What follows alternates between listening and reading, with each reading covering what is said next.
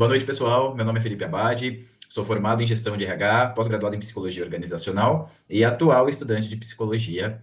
Estou hoje aqui para ajudar a galera do Mais Rainbow, tirando as dúvidas, esclarecendo as dúvidas, anseios, angústias, medos, depressões e afins sobre recrutamento e seleção, processo seletivo em si, ambiente de trabalho, onboarding no trabalho. Então vai ser bem legal. Não percam, fica com a gente até o fim que tem muita coisa boa para vocês.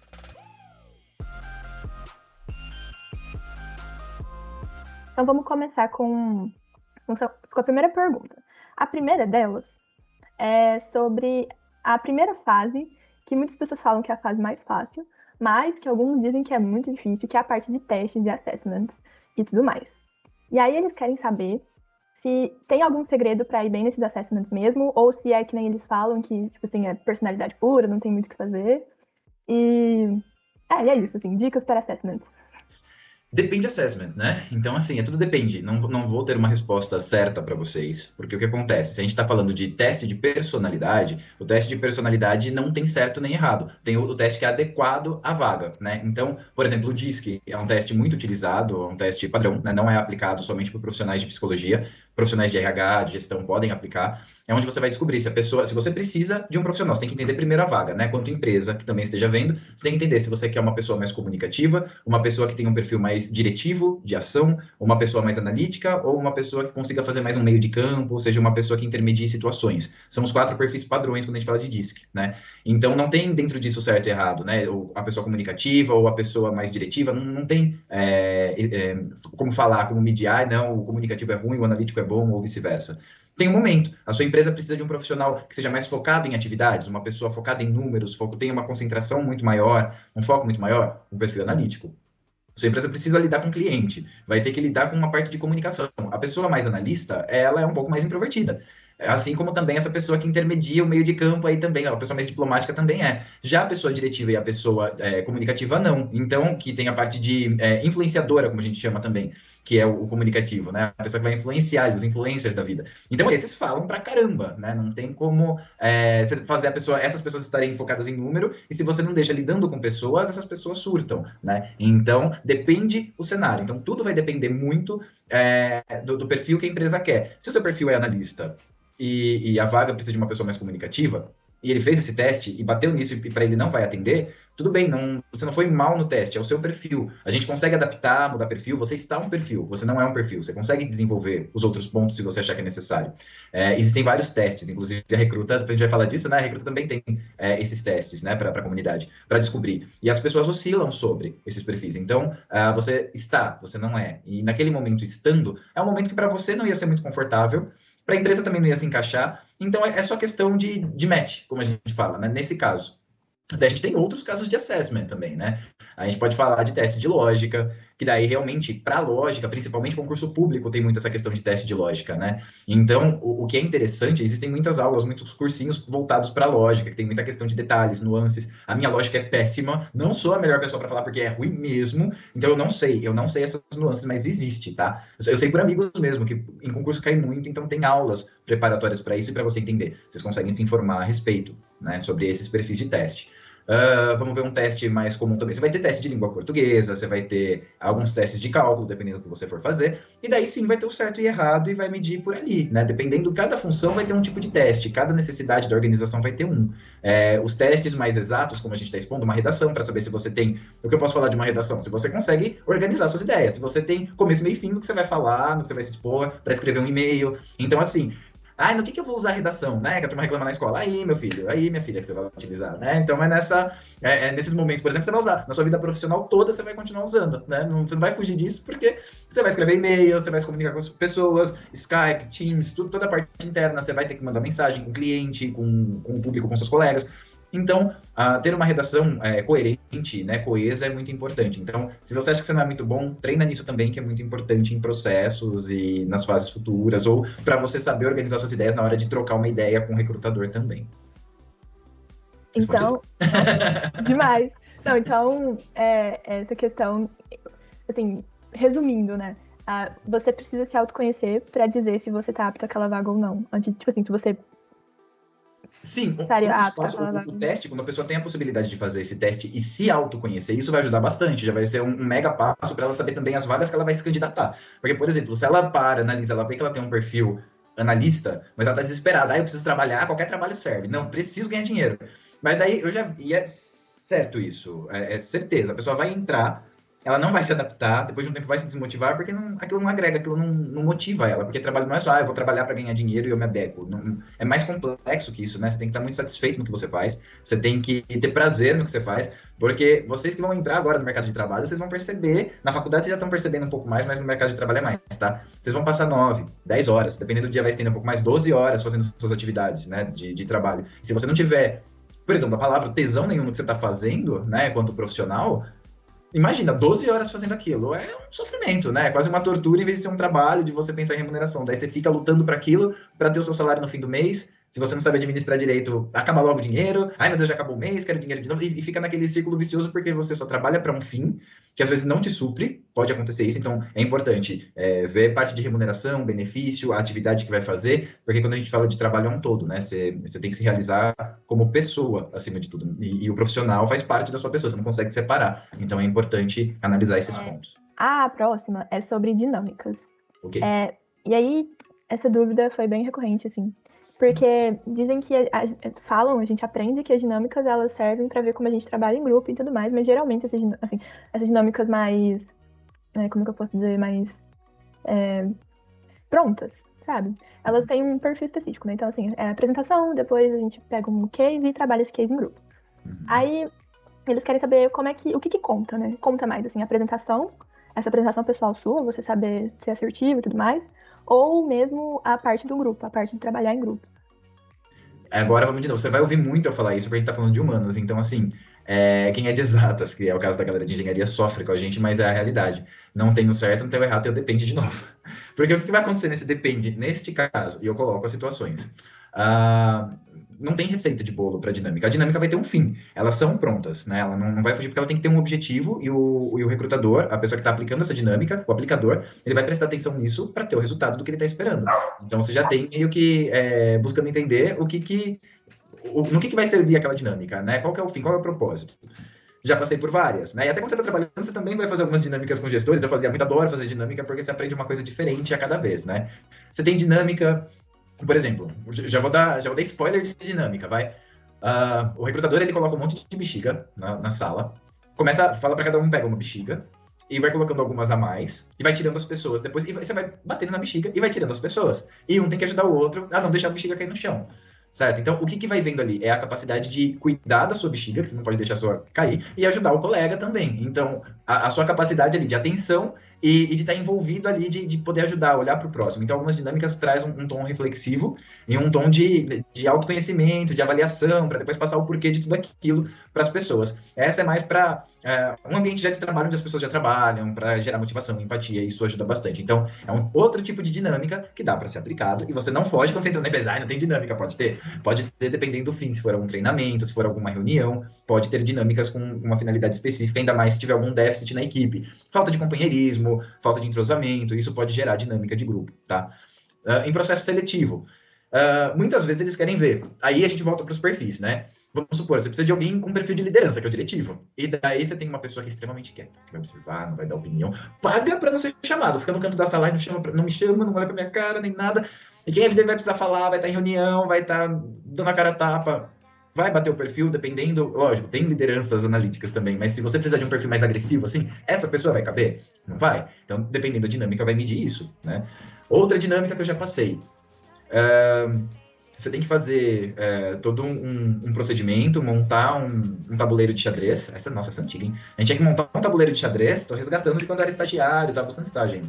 E juntava em grupo para fazer. O que eles estavam vendo não é você fazer o tabuleiro em si, e sim se você buscava orientação. Isso, voltando, né? Tava falando de uma vaga de estágio ainda. Então, e era uma empresa que tinha um perfil até, de certa forma, um pouco mais conservador, se a gente parar para olhar. Mas você chega, mete o louco e sai fazendo. Você vai pedir orientação, né? Como que você resolve as coisas? Você tá refletindo sobre o que você tá fazendo? Ou você liga no automático e sai fazendo e não sabe nem o que você tá fazendo? Então tem esse ponto. E isso mede essa dinâmica. Então, assim, tudo depende da finalidade do recrutador. passando essas dinâmicas, né, e os aspectos que ela tem, a dica que eu posso deixar para as pessoas é assim, reflita sobre a dinâmica, né? Não mete o louco de início, a gente tem um perfil de fazer isso, eu tenho um perfil comunicador, eu sou meio 220 também, mas parar, respirar e refletir, calma, vamos pensar. A gente vai fazer o quê? Mas eu sei o que eu tô fazendo, nesse caso, né? Eu sei que direção tomar. Tem dinâmica que vai querer saber se quem é uma pessoa mais proativa. Quem começa a se apresentar? Todo mundo assim, com aquela cara, né? Quem vai ser a primeira pessoa? A pessoa mais desenvolta, vai chegar, vai falar, vamos ver desinibição, se a pessoa tem a proatividade, tem a atitude de chegar, se apresentar. Então, é entender o que está sendo solicitado, mas você também não tem a vida inteira para ficar refletindo. Então, é entender o momento, entender a dinâmica, escutar, tá muito atento no momento que você está vivendo ali, para fazer ter a melhor atitude, né? Ter a melhor decisão, a mais assertiva ali para o momento. Vai acertar sempre? Não vai, lógico que não. Mas, assim, dentre eliminar erros e conselhos de quem já viveu a parte de dinâmica, é muito interessante prestar atenção, principalmente no que é falado, respirar fundo, analisar a situação e let's bora.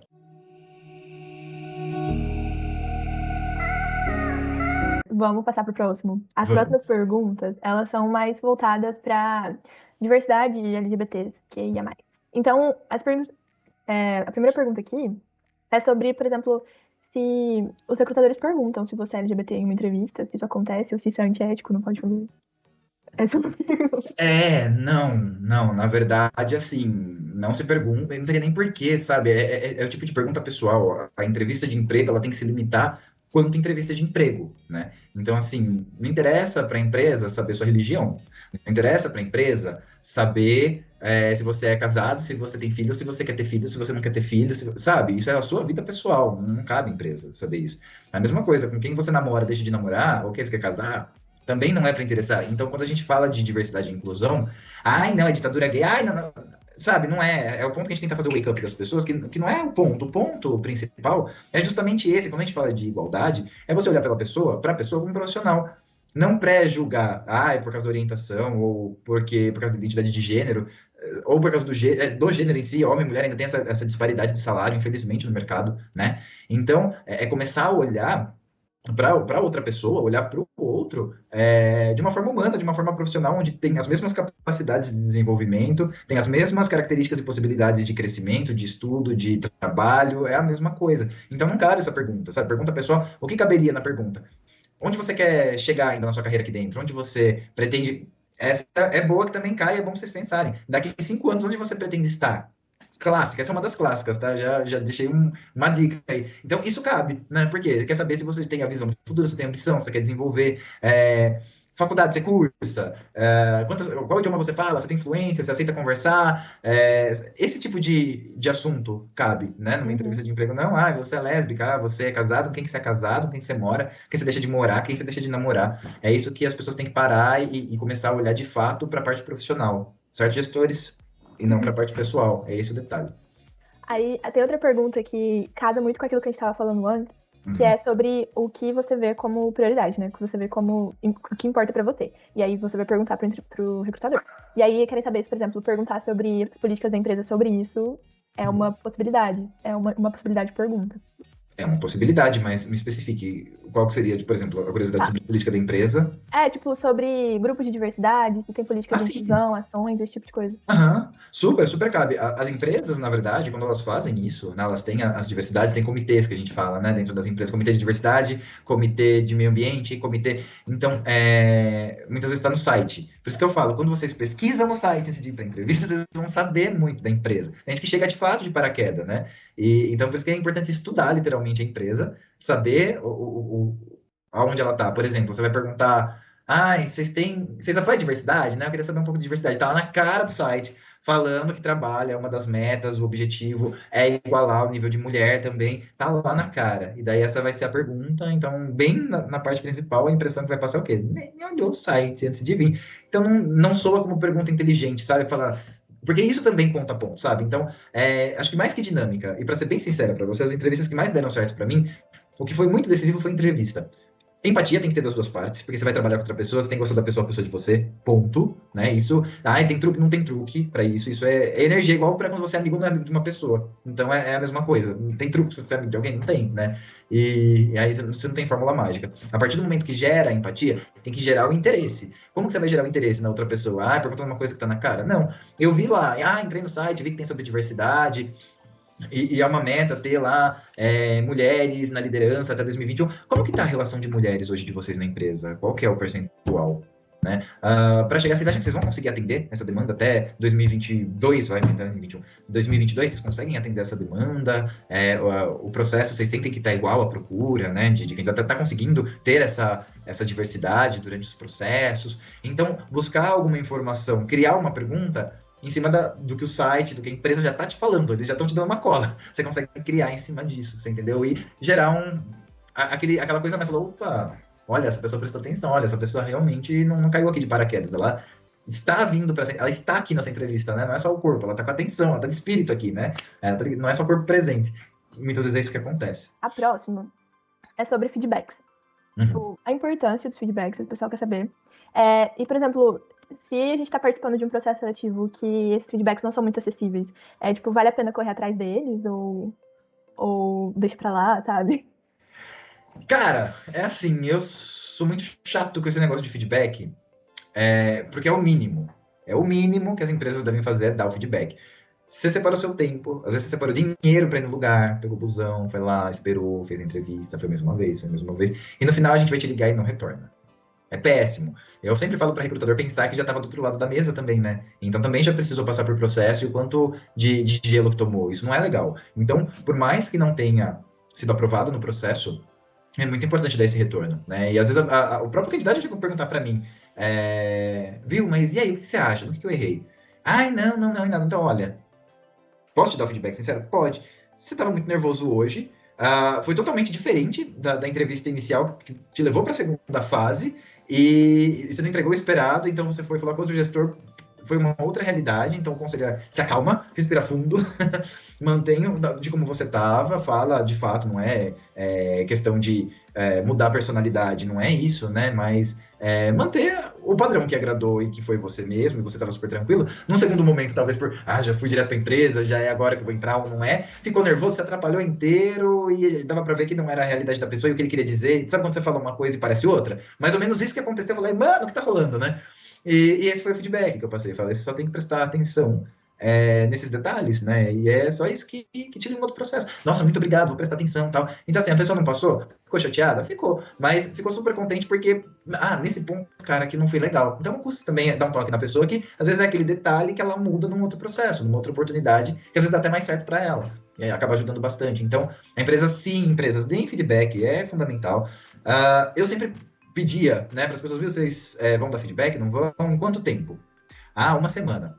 Então, assim, e quando eu faço processo seletivo, ou vou entrevistar alguém, depende de demanda, eu falo, olha, se você passou, eu vou entrar em contato com você tal dia. Se não passou, ainda mais quando era setor de produtivo, que era muita gente, se não passou, vai ficar aqui no nosso banco de dados. Se em 1 semana não entrar em contato, não passou, tá? Eu não prometo te ligar por causa disso. Se eu ligar, é porque você passou. Então, o feedback, em caso positivo, sim. Em caso positivo, não costuma ser passado. Mas já ficava claro. A pessoa, não, beleza, já tô ciente. Agora, você falar que você vai ligar pra pessoa e você não ligar, é prometer e não cumprir, né? Então, não é legal. Então, transparência. Você não vai conseguir dar feedback? Avisa que você não vai conseguir dar um retorno. Fala, se até tal data, que é a data de corte, não ligar, a pessoa desencana. Fala, não passei, não deu certo e vida que vai. Agora você fica de ligar, a pessoa fica lá. Será que eu ligar? Não ligou hoje? Pode ter acontecido alguma coisa. Passa outro dia, nossa, não ligou. E você cria aquela ansiedade, né? Então, medida do possível, consegue dar feedback? Dá. Se é um processo muito gigante, humanamente impossível você dar esse feedback, deixa avisado, né? É um mínimo para consideração com quem está participando desse processo com você. Eu vou pedir, não me ligou. E aí, eu peço? Não acho ruim pedir. Se você está esperando realmente aquela oportunidade e quer pelo menos ter um retorno, ou quer saber, não fui aprovado, a pessoa vai e te responde, pode perguntar por feedback, pode. Daí se a pessoa também não te der nenhum retorno, é porque você fala, você tem que dar graças porque foi um livramento e você entra num lugar que não tem consideração pelo candidato, imagina pelo funcionário. Eu vou por essas eliminatórias de entendimento, sabe? Para mim, essa impressão é muito importante quando a gente fala de empresas, de marca empregadora, nesse caso, né? Então, também tem que prestar atenção nesses detalhes. Detalhe é falar, não fica triste, né? Não teve retorno, a pessoa nem ligou para você, no sentido de não dar atenção mesmo, você tentou ir atrás, nada. Vida que segue, vai ter coisa melhor na sua vida, aquilo não era para ser seu, não, porque pensa o clima como não é, né? Se o processo tá assim, o clima pode não ser legal. Muito certamente não é. A próxima pergunta é o pessoal, eles reclamam, assim, muita gente fala que estuda bastante, e aí chega lá na hora, problemas de quê? Autoconfiança, porque aí, né, se você não tem autoconfiança, você não consegue fazer nada, mesmo que você estude. E aí, eles queriam saber se você tem alguma dica pra trabalhar esses pontos, sabe? Que são mais pra dentro. Tá. São os pontos interiores aí, né, pra se trabalhar. Nervosismo. Geralmente não é nem autoconfiança, né? O que eu vejo acontecer mais é o nervosismo, insegurança que ela chega a acontecer. E o medo dos brancos da vida, igual nas provas de vocês também. Vai ter prova, ai, não lembro de nada, ai meu Deus do céu, esqueci. Chegou na hora da prova, não sei mais nada, comecei a faculdade hoje. É quase isso no processo. Cheguei lá e o que eu vou falar? Então, assim, a primeira dica que eu já dei, eu volto nela, sobre a parte das empresas, quando você tem as perguntinhas, escrever e levar escrito. Tá no computador, é home office, você tá fazendo entrevista, liga na tela do lado, deixa no papel do lado, ou na outra tela aberta, ou outra janelinha, porque você deixa na sua cabeça, vai chegar no dia da entrevista, você não vai lembrar. E daí tem alguma pergunta, você vai falar, tem, mas esqueci, pior. Você fala, não. E depois, esqueci daquilo, devia ter perguntado, tava com curiosidade naquilo, não sei agora. E passou, né? Então, primeiro ponto, anotar. Quando você estuda, lê sobre a empresa, sua confiança aumenta, porque você já está entendendo do negócio da empresa, já é um ponto que vai melhorar a sua confiança, você sabe onde você está pisando, por isso que eu falo também sobre veja onde você está pisando, porque te dá confiança e você não está de alegre ouvindo, babando para a pessoa, falando para você tá assim, faz isso aqui, jura, falei, boi mata boi, verdade, então sabe, então você chega lá sabendo que né, o vendedor de carne que está lá onde você vai trabalhar, então entender o negócio da empresa para onde você está se candidatando, né? Não ir a esmo, eu vou atirando para qualquer lado serve. Não é assim na vida da gente, é a mesma coisa. Qualquer namorado, qualquer namorada serve, qualquer pessoa do meu lado aqui serve, qualquer faculdade serve, qualquer curso serve, sabe? É meio que você generalizar uma vida, né? Esse é o ponto. Então, isso aumenta a sua autoconfiança. Exercícios de meditação. Eu não consigo meditar, pelo amor de Deus, eu vou abrir o olho em 3 minutos. Você vai abrir o olho em 3 minutos, mas você não vai fazer a meditação, começar o exercício, amoras, bem no dia da entrevista, né? Vocês vão exercitar isso antes, já começa agora. Tem aplicativos, tem na internet também, que vocês conseguem tudo de graça. Tem a meditação guiada, onde vai ensinar a parte de respiração, a parte de relaxamento, então isso ajuda bastante. Então, fazer tudo isso, esse processo, essas técnicas antes de participar do processo seletivo ajuda pelo menos a diminuir a ansiedade, colocar a cabeça no lugar e conseguir participar do processo da melhor forma possível. Então isso também ajuda bastante. Para a questão de segurança, então assim, não mentir em currículo também ajuda, né? Porque tem muita gente que mente, inglês fluente, espanhol fluente, vai falar olá, que tal, hello, e é só isso, né? E acabou, e o entrevistador às vezes vai falar, você se sente confortável em falar comigo em outra língua? É sim ou é não? Né? Ou talvez, hoje não, já aconteceu um gestor meu, de uma outra empresa que eu trabalhei, a menina colocou inglês fluente no currículo, e ele morou fora, e ele falou, tá inglês fluente, vamos bater um papo em inglês então, vamos, né, pra te conhecer melhor, saber como que é a sua proficiência. Não, hoje eu não tô pronta. Não, hoje você não tá pronto, como assim? Sabe, você passa umas vergonhas no débito. Então, não mente no currículo, isso vai te dar insegurança, você vai fazer você passar vergonha. Então, o que você coloca ali, você tem que pensar que é o seguinte, o que tá no currículo é você. Se a pessoa te chamou, é porque você atende a sua parte profissional, o seu erro profissional, atende a organização. Então, você tem o seu melhor, todo mundo tem o seu melhor, coloca isso na cabeça na hora do processo, né? Vou participar do processinho, me chamou, que tá ali sou eu, tá tudo tranquilo, é o que tem pra hoje, vou desenvolver muito mais, mas hoje eu sou essa pessoa e agrada, então bora, por que eu tô com medo? Gente, seguinte, momento importante, a palavra-chave desse vídeo é Stonewall. Para referências, podem pesquisar na internet, revolta de Stonewall e tudo mais, meio do orgulho também é importante, palavra-chave, repetindo, Stonewall. Ok. Guarda que é importante essa palavra-chave, hein? Guardem, porque senão vocês, vão perder coisa boa. O pessoal quer saber que, beleza, tem muita gente que quer processo seletivo, mas tem gente também que quer empreender. E aí sai totalmente do tema, mas... Não, maravilhoso. Diga. Tem gente que quer empreender. E aí você é um grande empreendedor, né? Criou Recruta e tudo mais. Obrigado. Então a gente queria saber como que foi essa experiência, assim, de criar Recruta e se você tem alguma dica pra galera que tá querendo empreender e como começar e tudo mais. Cara, eu tenho. É maravilhoso. Eu, assim, gostei muito. Até me surpreendeu falar de empreendedorismo. É muito legal, porque as pessoas não pensam por esse outro lado e eu mega apoio esse outro lado. Porque se a gente pensar só em querer trabalhar para as outras pessoas, se todas as pessoas pensam nisso, de trabalhar só para os outros, e não pensarem em expandir a própria carreira em outras vertentes, né? Imagina, quem vai empregar? Se todo mundo quer ser funcionário. Né? Então é importante ter o empregador, é importante ter quem empreende, quem tem ideias, quem tem bala na agulha, muitas vezes, dependendo do que vai fazer. Se a família já tem uma grana, dá para ajudar a investir e tal. Ou se não tem, N casos que a gente viu na pandemia, que tá dando super certo, que quem perdeu o emprego conseguiu dar super certo como empreendedor. Então, é bacana, acho super válido. Você não precisa ser só empreendedor. No meu caso, eu não sou só o empreendedor da Recruta, né? Eu sou também PJ e presto serviço. Eu sou CLT, trabalho para uma outra empresa. Então, tem as 3 vertentes na minha carreira. E você consegue conciliar, né? E tá tudo bem. Então, você consegue ter 2 lados, você consegue ter um lado. Você não é micro, né? O ser humano é múltiplo e dá para explorar isso. Acho muito legal. Vamos voltar pro tema, não vamos perder foco. Empreendedorismo. Primeira coisa que você tem que fazer é estudar mercado, né? O que você quer fazer, qual que é a demanda daquilo, na onde você está fazendo, se tem público que você está fazendo, né? Então é super importante ver esse tipo de coisa. Por exemplo, você pode ver, vamos colocar uma coisa da moda, lojinha de açaí. Toda esquina tem uma lojinha de açaí querendo vender açaí. Vai sair negócio de tic-tac do cabelo. Toda roupa a partir de R$20. Todo lugar tem, sabe, aqueles armazém com preço mais barato de comida. Todo lugar vai ter. Só que ainda brinca que você vai mexer com parte de comida, a chance de dar errado é muito pequena. Porque comer todo mundo precisa. Todo mundo vai. Se você cozinha bem, a chance de dar errado é muito baixa. Eu tô falando sério, se você vai empreender com comida, você vê que o que mais deu certo na pandemia foi comida, cara. Ninguém fale por causa de comida. Isso daí pode ficar relax, entendeu? É um campo. Quem gosta da parte de gastronomia, é um campo muito bom, né? Se você tem o dom da coisa, tem o parte do boca a boca, tem o marketing pessoal ali também que ajuda, é importante, é bacana. Analisou essas partes, o que você quer fazer, você tem que fazer um plano de negócio, né? Então, daí você tem que... como que eu vou aconselhar? O melhor local para você buscar toda essa ajuda de plano de negócio, marketing, entender fluxo de caixa, tem tudo isso em jogo, né? Sebrae. Então, todo mundo já ouviu falar do Sebrae. Aqui não é jabá não, mas o Sebrae é a única ferramenta que você consegue gratuita ainda, né? E muito bem assessorado.